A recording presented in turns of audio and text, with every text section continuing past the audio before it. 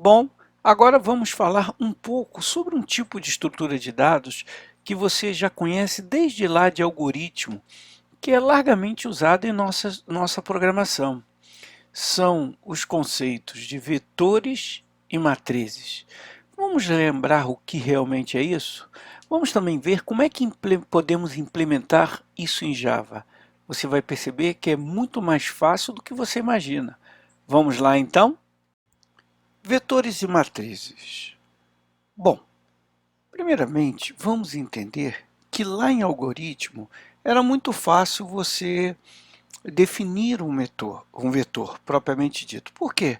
O vetor era uma estrutura estática, então você definia lá o seu tamanho e tudo muito bem. Aqui é um pouquinho diferente, mas antes vamos lembrar que vetor é como se fosse uma variável com mais de uma dimensão. Eu costumo dizer que eu poderia ter na minha escrivaninha 3 gavetas separadas, simbolizando variáveis. Agora, eu poderia ter uma gaveta maior, uma única gaveta com 3 partições, que corresponderia exatamente ao tamanho das minhas 3 gavetas. Ou seja, em termos de espaço seria a mesma coisa, porém eu teria uma gaveta só com 3 partições, que simbolizaria o conceito de vetor. Então, vetor é, falando de uma forma simplória demais, é uma variável com várias partições, com vários espaços. É importante você lembrar também que aqui em Java, o índice dos vetores, eles começam no zero, ou seja, eu tenho um vetor de quantas posições aqui? 1, 2, 3, 4, 5. Porém, seu índice vai de 0 a 4 e não de 1 a 5, como normalmente se estuda lá em algoritmo. É uma questão das linguagens que tem seu DNA baseado na linguagem C. Bom, agora que você sabe, vamos ver o que é uma matriz. Eu poderia dizer que uma matriz é um vetor de vetores. Espera aí, Oswaldo, não entendi. O vetor é uma variável com várias partições, não é isso? Aqui eu tenho um vetor, um único vetor, que tem aqui 10 posições. E uma matriz nada mais é que um vetor aonde cada elemento é o vetor, ou seja, aqui tu vê que no vetor é um elemento inteiro, aqui não, eu tenho o meu vetor que tem 5 posições e cada elemento seria o quê? Um vetor. Por exemplo, se eu tivesse apenas um caractere, o vetor seria isso aqui. Mas a posição 0 não tem só o A como o vetor A tem um 12, ele tem o A, o E, o I, o O, o U, ou seja, é um vetor de vetores. Com isso fica muito fácil de você tratar, até de vislumbrar vetores de mais até de 3 dimensões, como nós vamos ver inclusive nos nossos exemplos a seguir.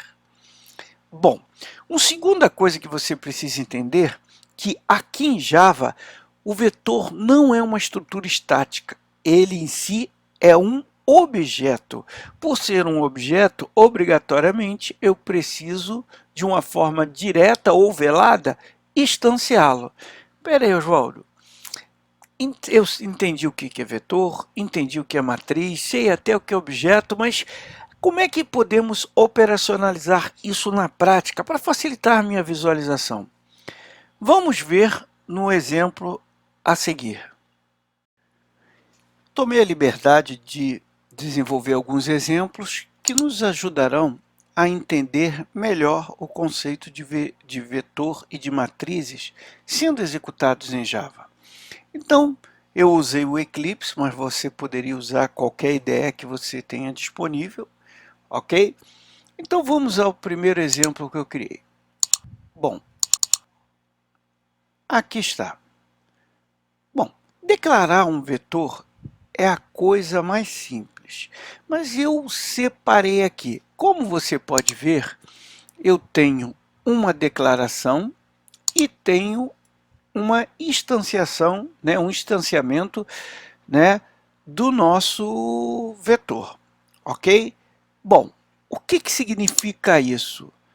Na verdade, como a gente sabe que um objeto é um espaço de memória alocado e que ele tem uma referência, quando eu faço isso, ó, int cochete vetor, eu estou, na verdade, alocando a referência a um vetor. Eu ainda não tenho esse vetor. É muito parecido com a declaração de variáveis, que não teria nas declarações de variáveis, por exemplo, isso. Seria só isso. Porém, lá na variável, o espaço de memória para receber lá um inteiro, ele é alocado automaticamente, estaticamente na memória. Aqui não, eu aloco a referência. Eu preciso instanciar como todo objeto o que? O nosso vetor. Por isso é que eu coloquei aqui. Você pode ver o que? Vetor new int 3, aonde o tamanho desse vetor será de 3 posições e que cada posição terá um objeto do tipo inteiro. Tá vendo como é bastante fácil? Ok? Bom, e como é que eu acesso a esses elementos para alimentar? Para o nosso exemplo ficar mais simples, eu preferi não dar comando de leitura de dados via teclado, via swing, ou seja, eu simplesmente atribuir, que fica mais fácil de entender, tá vendo? Então, vetor 0 recebeu 5, vetor 1 recebeu 3 e o vetor posição 2 recebeu 9.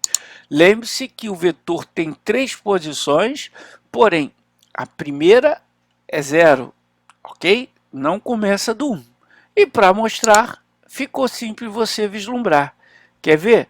Vou executar e você vai olhar aqui o resultado. Aqui está, tá vendo?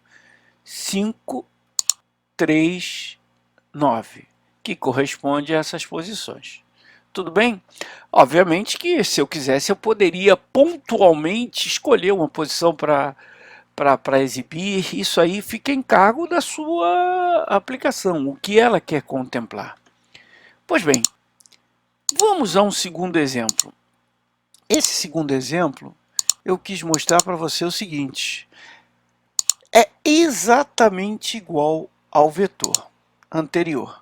Tá vendo? Só que no vetor anterior, vou até mostrar, você vai ver o seguinte: eu tinha declarado com os colchetes antes da palavra vetor. E aqui não, depois. Ou seja, o resto é igual. Da mesma sorte, se eu executar, perfeito, 539. Agora, qual é a vantagem de antes ou depois? Se eu declarar depois, como vocês sabem, eu posso ter várias declarações numa linha. Por exemplo, se eu fizesse isso aqui, seria pertinente, sem problema nenhum.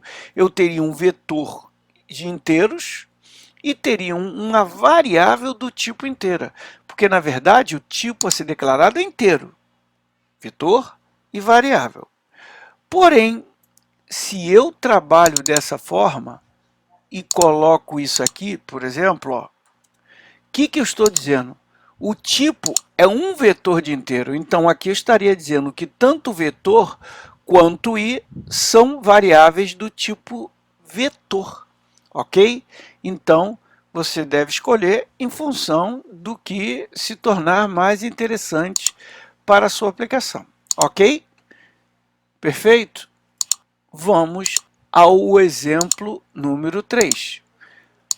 Agora, nesse exemplo número 3, a ideia é mostrar para você que necessariamente, eu não preciso declarar separadamente. Eu posso declarar tudo numa linha só, como você vê aqui. Aliás, aqui poderia ser antes ou depois também, como estudamos nos exemplos anteriores, ok? Então, você vê que eu dou um new int sem um tamanho pré-definido. Ora, mas eu preciso do tamanho. E esse tamanho será configurado em função do bloco que está alimentando esse vetor. Ou seja, como aqui eu tenho 3 elementos, seria a mesma coisa de eu declarar, instanciar esse vetor com 3 posições e inserir esses elementos nesse vetor.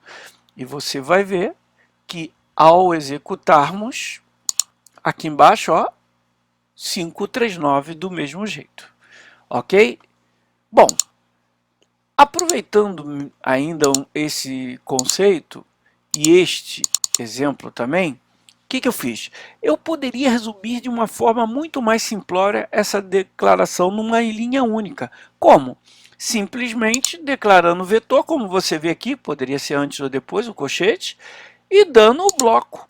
Automaticamente, a linguagem Java, já nas versões já há bastante tempo, já interpreta que você quis, na verdade, instanciar esse vetor e alimentar com esses elementos.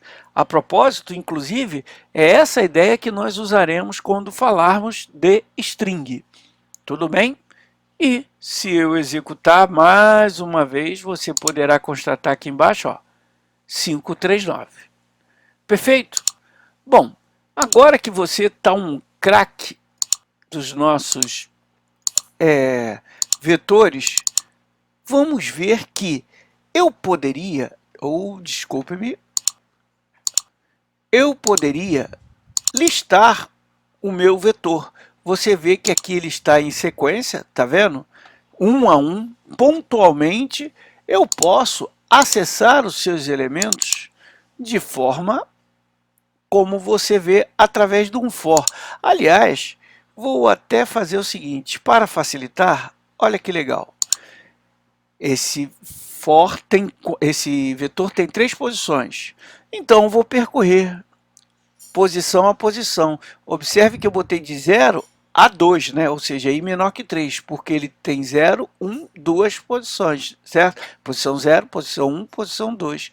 Listar ficou fácil. Agora, muitas vezes, será que eu preciso contar esse vetor? Nem sempre isso é possível, principalmente quando eu recebo um vetor por parâmetro. Muitas vezes eu não sei esse tamanho. Então, você pode verificar que o vetor, como por ser um objeto, como todo objeto, ele tem uma série de métodos intrínsecos a ele. Como você pode ver aqui, alguns dos exemplos que nós temos. Tá vendo? Aqui, ó, são vários, mas eu vou me valer de um que me interessa no momento, como estamos apresentando basicamente, que é o length. Esse camarada me diz o tamanho do vetor. Lembre-se sempre que não me diz quantos elementos tem no vetor, ele me diz o tamanho do vetor. Não entendi, Oswaldo? Vamos supor que o vetor tem 10 posições, mas só 3 estão lá. O length me dá o quê? 10 e não 3, ok? De qualquer forma, eu consigo percorrer o vetor pelo seu tamanho, como você vê aqui, ok? Viu? 539. E ainda posso ter um exemplo que vai me ajudar a avançar nesse sentido. O conceito de matriz que eu já estou iniciando aqui. Espera aí, Oswaldo. Matriz? O que seria isso? A propósito, deixa eu até mudar o nome aqui para ficar mais fácil quando você estudar. Matriz. Ok? Bom, quando a gente fala em matriz, o que acontece? Como nós vimos, matriz é um vetor de vetores. E a sua declaração é bastante simples. Ao invés de um colchete, são o quê? 2 pares de colchetes. E eu dou as duas, instancio com as 2 dimensões que eu quero.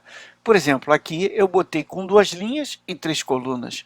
Por isso, ó, 0, 0, 0, 1, 0, 2. Aí a outra linha, 1, 0, 1, 1, 1, 2 e enchi com elementos. O for percorreu o tamanho da matriz. Lembre-se que ele é um vetor de vetores, ou seja, a matriz, na verdade, tem 2 linhas, certo? Ela é um vetor. E a outra dimensão eu percorri de cada elemento, que seria através do matriz I, ou seja, uma posição da primeira posição da linha 1, da linha 2 e assim por diante. Usei o length e consigo percorrer facilmente o nosso vetor. Perfeito? Bom, o próximo exemplo basicamente é a mesmíssima coisa, mas eu quis ressaltar, na verdade, Deixa eu alterar aqui o seu nome. Eu vou botar aqui como arrays.